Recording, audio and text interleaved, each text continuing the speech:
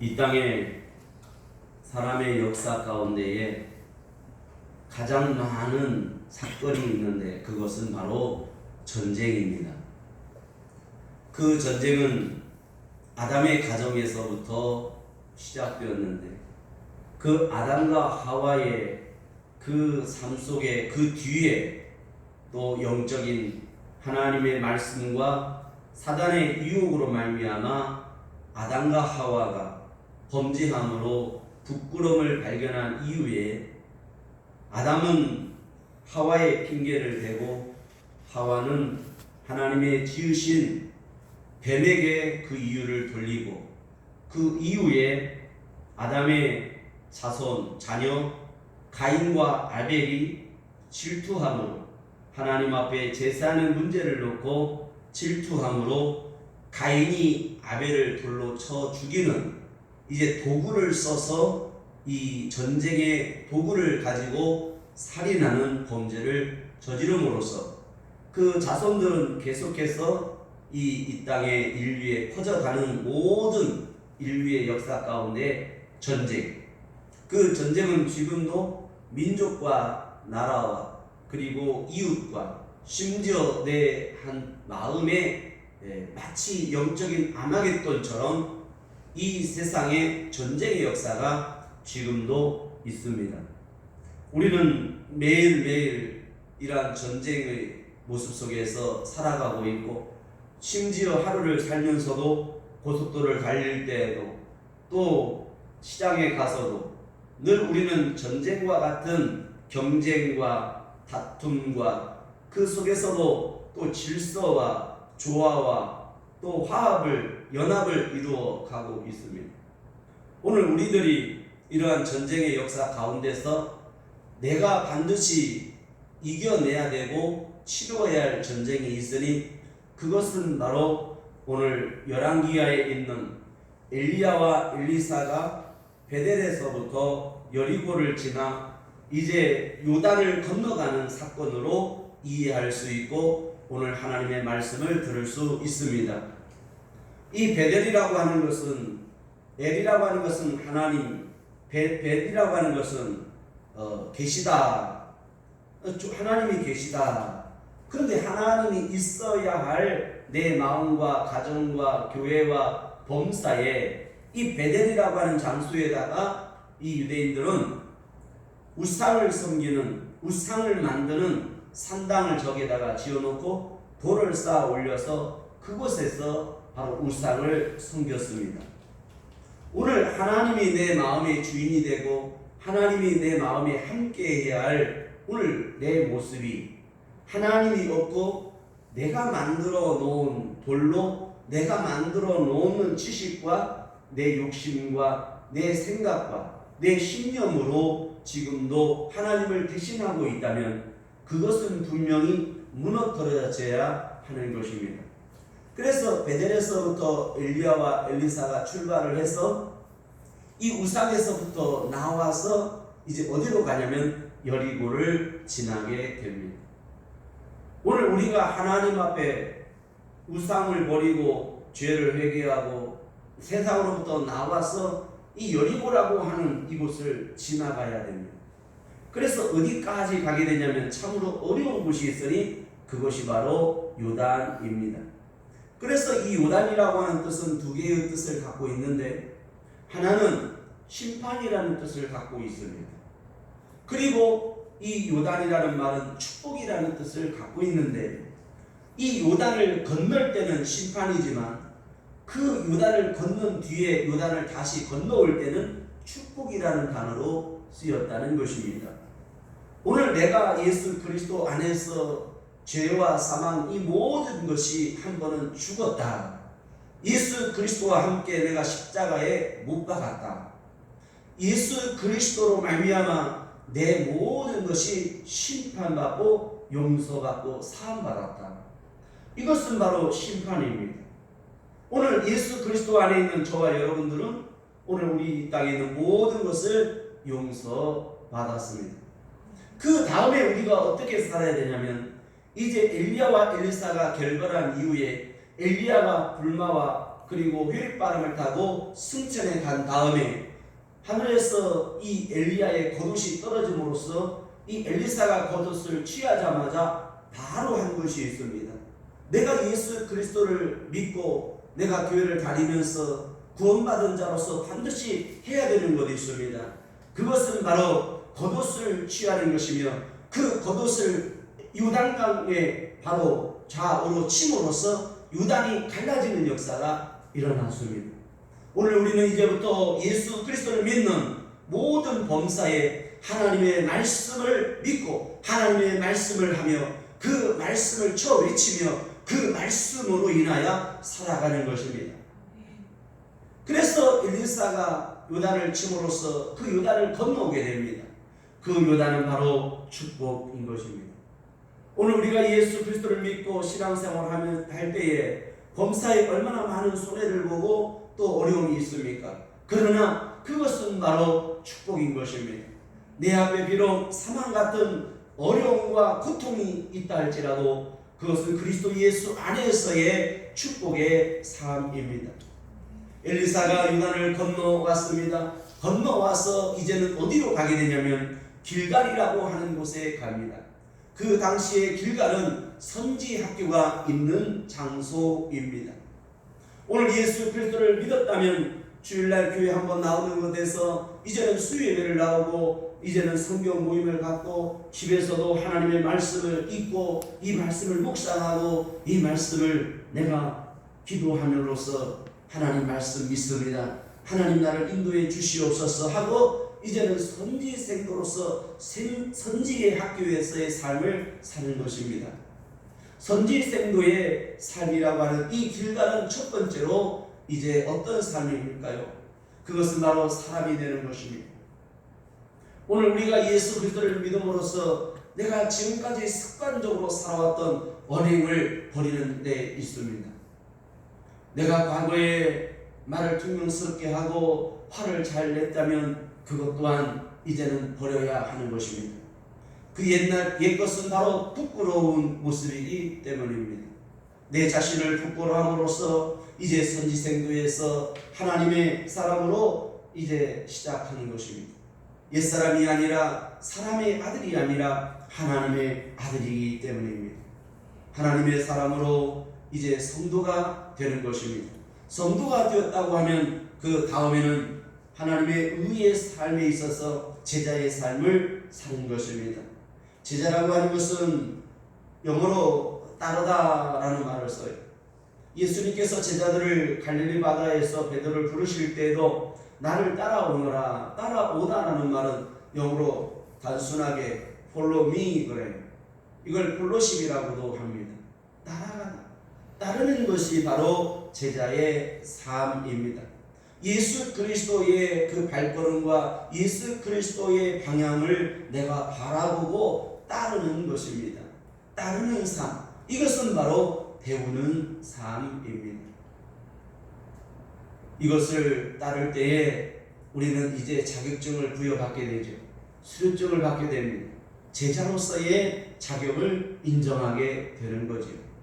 우리는 그리스도인으로서의 이 명분과 하나님께로 부여받은 그 위엄에 예수 그리스도 제자의 삶을 살아가는 것, 내가 제자라고 하는 것에 대하여 자부심을 갖고 그 위엄 앞에 당당하게 살아야 하는 것입니다. 이것이 바로 자세입니다. 영어로 자세라는 말은 바로 attitude이라는 말을 씁니다. 이 attitude이라고 하는 것은 태도, 자세. 그래서 열왕기하 1장은 우리에게 있어서 attitude이라고 하는 것을 말씀하고 있습니다. 바로 1장 1절로 이후에 보면 왕이 병이 들 때에 이방 나라의 우상에게 물어보죠. 그때에 하나님께서 진노하십니다. 이스라엘의 하나님의 선지자가 어떠냐? 오늘 우리가 묻는다고 하는 것은 먼저 모든 삶의 자세는 하나님께 물어보는 데 있습니다. 제자는 어떤 삶을 사는 것입니까? 물어보는 것입니다. 바로 교회에서도 왜 질서가 파괴되고 다툼이 있습니까? 먼저 목사님에게 물어봐야 됩니다. 장로님도 또 목사님께 물어봐야 됩니다. 목사님, 우리가 이번에 이러이러한 일들을 진행하려고 하는데 목사님 어떻게 할까요? 목사님 솔직하게 편하게 말씀해 주세요. 때로는 이것이 당연히 우리가 볼 때는 해야 될 일이지만 목사님이 기도해보고 이것은 아닌 것 같습니다. 그러면 그것이 아무리 이래 보인다 할지라도 그래요 목사님, 그러면 저 기도해 보겠습니다. 알겠습니다. 이 순종하는 것. 그리고 또 어느 날 갑자기 하나님께서 잠시 멈추게 했다가 하나님께서 감동을 줘서 이번에 하자 그러면 그 일이 비록 감당할 때 힘들고 어려운 환경이라 할지라도 그것을 해야 하는 것입니다. 우리나라에 충영교회라고 하는 교회가 있는데 그 교회를 세울 때에 북한에서 피난 내려왔을 때 그 몇백 명의 사람들이 모여서 예배를 드렸습니다. 그때 하나님의 성전이 없어서 그렇게 목사님께서 발표했습니다. 여러분, 다음 주에 올 때는 여러분의 모든 재산을 다 팔아서 30일 먹을 양식만 남겨놓고 다 팔아서 예물로 가져오시오. 그래서 그 예물을 가지고 이제 교회를 건축을 하게 되었습니다. 그때에 나왔던 사람들이 30명이라고 합니다. 나머지는 오지를 않았습니다. 그런데 지금 모든 기독교의 역사 가운데에 그 30명의 자손들이 우리나라 100대 그룹의 다 자손들이 되었다는 사실입니다. 때로는 우리가 어려운 환경 속에 있을 때에도 따를 수 없는 믿음의 삶도 있습니다. 제자의 삶은 무엇일까요? 요단강까지 건너가는 것입니다. 죽음 앞에까지 낭떠러지까지 가는 것입니다.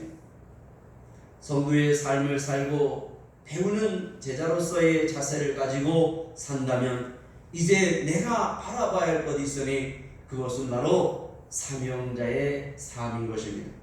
사명이라고 하는 것은 바로 영어로 암바사도라고 하는 대사로서의 번역이 됩니다. 대사는 뭘까요? 파송받은 자인 것입니다. 내가 이 일을 위하여 목적이 있어서 세움을 받았다. 하나님은 여러분을 향하여 목적이 있습니다. 나 자신에게도 마찬가지입니다. 이 시대와 이 내 평생의 삶을 이 땅에 하나님께서 허락하시고 나를 이 땅에 보내신 목적은 바로 사명에 있는 것입니다. 이것을 우리는 소명과 사명이라고 또 구별도 합니다. 사명이라고 하는 것, 이것은 목숨을 다하는 것, 충성하는 것입니다. 여러분의 존재해야 할 목적, 존재의 의미와 이유는 바로 사명에 있습니다. 하나님의 영광을 위하여 내 생명을 드리는 것, 이것이 바로 사명입니다. 그 맡은 자가 구할 것은 충성이라 하였으니 오늘 내가 하나님 앞에 마지막 가는 날까지 충성을 다해야 하는 것입니다. 성도와 제자와 사명자. 오늘 사도행전에 보면 이제 그 사명의 삶을 사는 사람이 있으니 오늘 스데반이라고 하는 집사의 이야기입니다. 그 스데반 집사는 성령과 지혜가 충만하였고 은혜와 권능이 충만하여 민간의 기사 표적과 이적을 행하였고 그리고 스데반은 어떠한 환난과 그리고 조롱과 멸시 가운데도 그는 기뻐하였으며 믿음을 잃지 않았다고 합니다. 그래서 예수 그리스도의 하늘에 우러러 볼 때에 예수님이 보좌에서 서신 것을 보았습니다. 그때 많은 사람들이 돌을 던졌습니다. 조롱과 멸시와 분노와 그리고 돌을 던졌습니다. 그러나 스데반의 얼굴을 볼 때에 스데반의 얼굴은 천사의 얼굴과 같더라, 그렇게 기록하고 있습니다. 오늘 우리의 삶에 있어서 가장 중요한 것이 있습니다. 그것은 바로 천사의 얼굴과 같은 믿음과 기쁨의 충만함인 것입니다. 은혜와 진리로 충만케 하시려고 이 땅에 예수 그리스도가 우리에게 보혜사 성령을 보내시고 성령을 받으라고 말씀하시고 또 마가다락방에 성령이 임함으로 말미암아 하나님의 사람들로 오늘 충만해진 것처럼 오늘 성도요 제자요 사명자는 반드시 성령으로 충만해져야 하는 것입니다. 여러분 성령과 지혜로 충만해지시길 바랍니다. 오늘 은혜와 권능으로 충만해져서 오늘 정복하고 나아가 싸워 이기며 승리자가 되기를 바랍니다. 천사의 얼굴과 같다. 이 열왕기하에 해당되는 말씀입니다. 이 열왕기하는 왕들의 역사를 기록하고 있는데 그 왕들을 보면 북이스라엘의 왕들의 역사를 보면 성품들이 다 나빴다라고 기록하고 있습니다. 나쁠 뿐만 아니라 심히 악하였고 심히 나빴다라고 기록하고 있습니다. 여러분, 예수 그리스도를 믿음에 있어서 사명도 좋고 제자의 삶도 좋은데 오늘 우리가 하나 알아야 되는 것이 있습니다. 그것은 바로 성품이라고 하는 것입니다. 이 성품이라고 하는 것, 나 자신도 싸워야 되는 것이며 죽는 날까지 이겨야 되는 것이 있어요. 그건 바로 성품인 것입니다.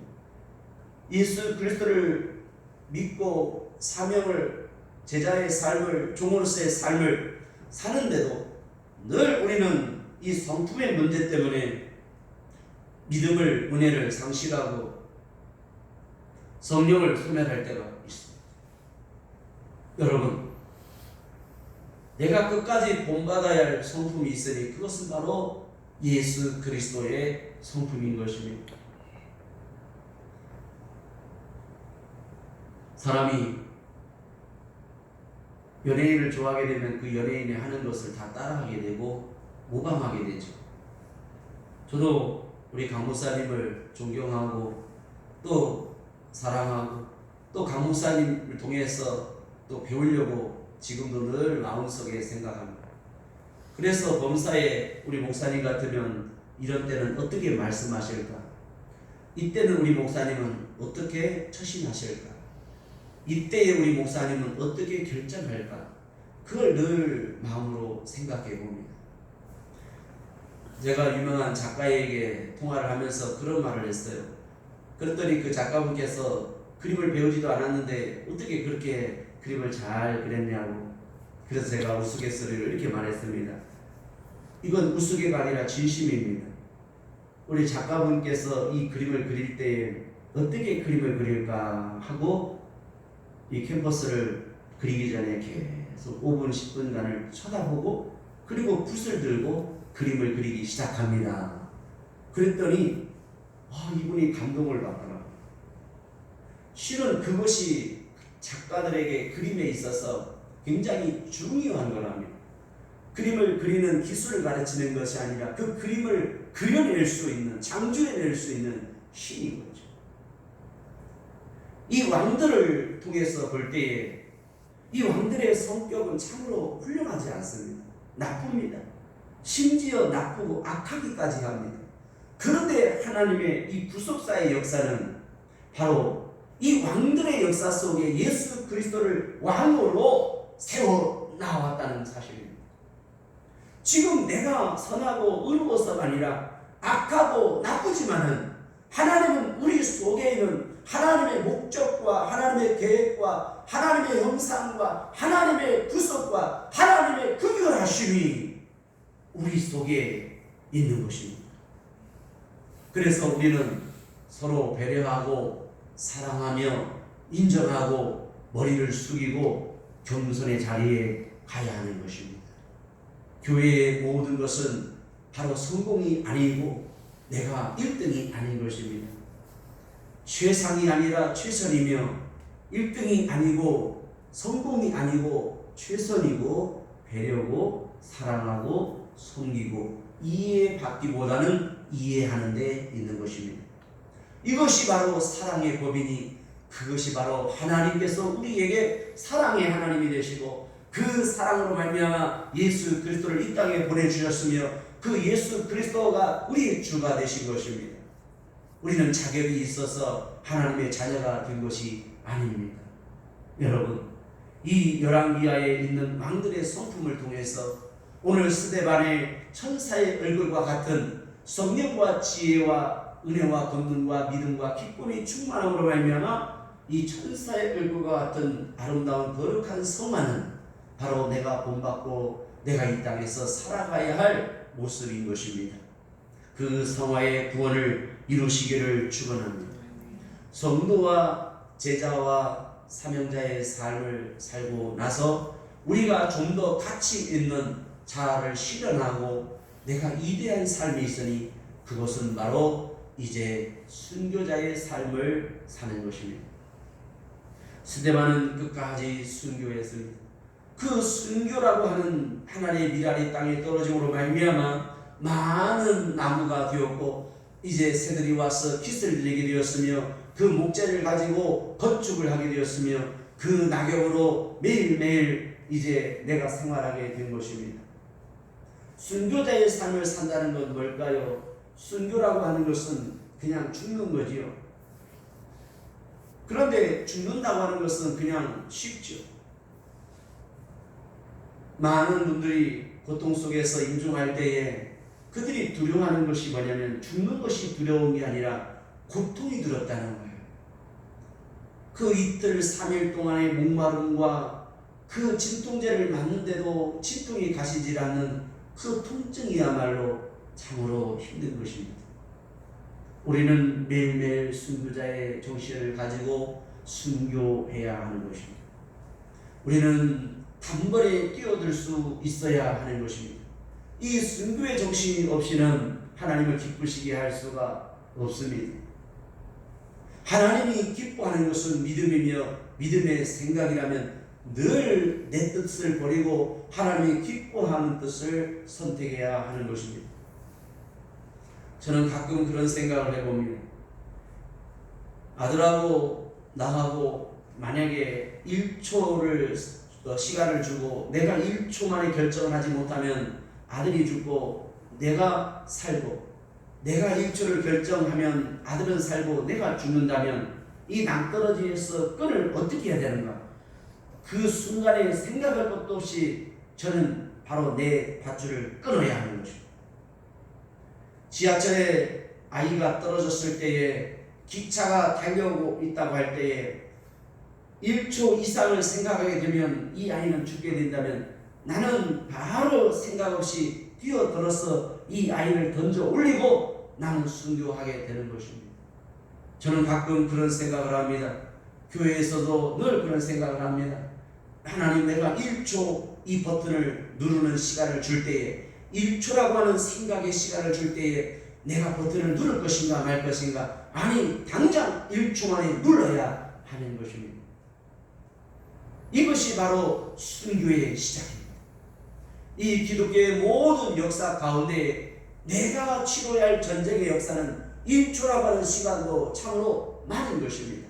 내가 교회를 가야 되느냐, 내가 하나님을 선택해야 되느냐, 기도해야 되느냐, 내가 하나님을 기쁘시게 해야 되느냐, 그것은 2초도 3초도 아닌 1초에 달려 있는 것입니다. 1초라고 하는 이 시간은 3초라고 하는 시간 속에 모든 것이 결정이 된다고 합니다. 순교의 정신은 내가 죽어서만이 아니라 매 순간순간 1초 만에 결정을 해야 하는 것입니다. 그래서 1분 60초, 1시간, 하루 종일, 일생 동안 우리는 매일매일 걸음걸음마다 순교자의 정신을 가지고 하나님과 함께 스텝 바이 스텝 해야 하는 것입니다. 성도가 되고 제자가 되고 이제 사명자가 되고 이제 순교자가 되었으면 여러분들은 좀 더 큰 자가 되어야 하는 것입니다. 오늘 엘리사가 13번째의 기적을 행하고 하나님께 갑니다. 이 열왕기하 이후에 2장, 3장에 보면 엘리사가 기적을 일으키는 부분들을 기록해 놓았습니다. 이 엘리사가 기적을 일으키는 모든 부분들을 보면 이것이 바로 우리가 성도요, 제자요, 사명자요, 순교자며 이제는 하나님의 말씀 앞에 서야 할 학자로서의 모습으로 가고 있습니다. 그래서 이 엘리사가 13번째 죽음으로써 사람들이 엘리사 시신에다가 시체를 던지게 되었는데 그 뼈에 닿음으로써 그 죽은 자가 살아나는 역사가 일어났습니다. 엘리사가 또 100명을 먹이는 역사를 일으킵니다. 그리고 물에 빠졌던 도끼를 건짐으로써 이제 도끼를 땅에 물에 빠뜨림으로써 상실하게 되지만 그러므로 도끼가 다시 떠오름으로써 그대로 회복이라고 하는 것을 이제 보여주게 됩니다. 이 엘리사의 13번째 기적을 통해서 우리가 알아야 되는 것은 우리의 삶 자체가 기적이고 구원받은 삶 자체가 기적과 같은 삶인 것입니다. 그러면 내 모든 삶은 하나님을 가까이 하고 하나님을 즐겨하는 데 있는 것입니다. 학자의 삶이라고 하는 것은 과연 뭘까요? 이것은 바로 인티먼스라고 하는 단어입니다. 이 인티먼스라고 하는 것은 사람과 사람, 이 하나님과 나와의 관계, 릴레이션에 있어서 이 관계에 있어서의 인티먼스는 친밀함을 유지하는 것입니다.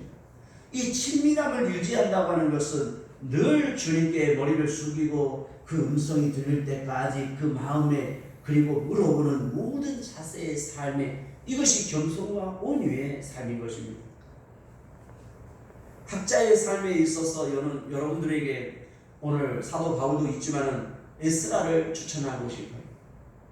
느헤미야 같은 사람이 우리 세계가 교회 장로님이 되시고 에스라와 같은 학자가 우리 교회의 정신적인 모든 이제 방향성과 기준이 되기를 바라고 사도 바울처럼 배우면서 하나님의 말씀을 전하면서 내가 싸워 이기면서 오늘 예수 그리스도의 제자를 살아가는 삶 그리고 제자를 삼는 삶 이것이 바로 우리 교회가 해야 할 일인 것입니다.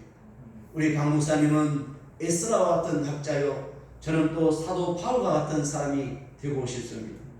오늘 여러분들은 느헤미야와 같은 청년이 되시고 또 여러분들은 스데반과 같은 집사가 되시고 이것이 바로 하나님께서 여러분을 향한 거룩한 전쟁이며 내가 이루어가야 할 역사요 하나님의 구속의 역사가 오늘 이 열왕기와 왕들뿐만 아니라 예수 그리스도 안에 있는 저와 여러분들에게 하나님의 구속사의 역사가 오늘 존재하고 살아 역사하고 있으니 이 구속사의 역사 가운데 내가 해야 되는 것은 바로 항상 기뻐하며 쉬지 말고 기도하며 범사에 감사함으로써 오늘 겸손과 온유를 배우며 그리고 내가 내 앞에 있는 사람보다 나를 더 낮게 여기고 아래에 서는 것입니다. 영어로 이해하다라는 말은 우리가 understand이라는 말을 썼죠. 이 stand라는 말은 서다, under라는 말은 아래라는 말이죠. 이걸 이해라는 말을 써요. 그래서 understand. 내가 아래에 서야만이 이해가 될 수 있는 것입니다. 오늘 상대편의 입장에 서보고 내가 그리고 그 아래에 서봐야만이 이해할 수 있는 것입니다. 내 주장을 말하고 내 생각을 말하고 내 고집을 하게 되면 이 세상은 나 외에는 없는 거죠. 이해가 할 수 없는 거예요. 그래서 우리는 늘 뭐라고 하냐면 다툴 때 나 이해를 못하겠다는 말을 써요. 그 이해를 못한다는 것은 그 아래에 서오지 않았기 때문입니다. 사도 바울은 고백합니다. 내가 풍부에 처할 줄도 알고 빈곤에 처할 줄도 알았다. 내가 자족하기를 배웠다. 자족이라고 하는 것은 사피라는 말이에요. 이 사피티라는 말은 뭘까요? 만족이라는 말이에요. 내가 하나님의 말씀으로 말미암아 내가 보호를 받는 것, 내 자신이 스스로 공사 중인 것을 인정하고 내가 좀 더 부족함을 인정하는 것이 곧 오늘 만족인 것입니다. 오늘 여러분들이 나 자신을 이해해주고 나 자신을 용서함으로써 회복하고 다시 한번 새롭게 되어서 하나님의 구속의 역사에 하나님의 위대한 역사의 주인공으로 나를 이 땅에 보내셨다는 사실 그것을 여러분들이 받아들이고 하나님의 주권을 인정함으로써의 삶을 사는 것입니다. 그러므로 역대기와 열왕기하의 모든 제목은 바로 하나님의 주권입니다. 세우기도 하고 멸하기도 하고 파괴하고 건설하는 모든 주권은 바로 하나님께 있다는 것입니다. 하나님께서 여러분들을 거룩한 성도로 제자로 사명자로 순교자로 학자로 이 땅에 세우셨으니 오늘 여러분들은 하나님의 주권 가운데 있는 사람입니다. 그러므로 우리가 빛을 바꿔야 됩니다. 그 빚은 하나님의 주권을 내가 행해야 하는 것. 그것은 뭘까요? 빚을 갚아야 돼요. 그 하나님의 위험 앞에 일꾼으로서 두려워하는 것입니다.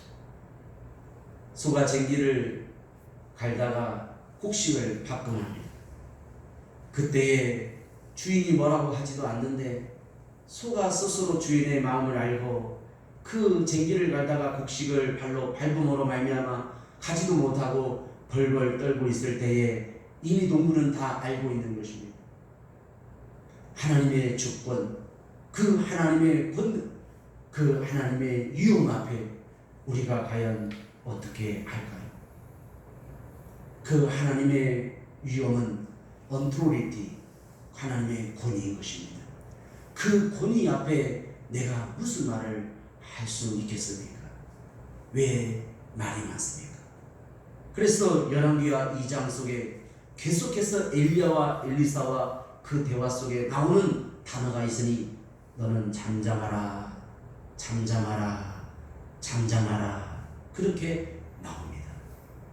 오늘 우리가 하나님과 함께 모든 삶을 살 때에 우리는 참으로 잠잠해야 하는 것입니다.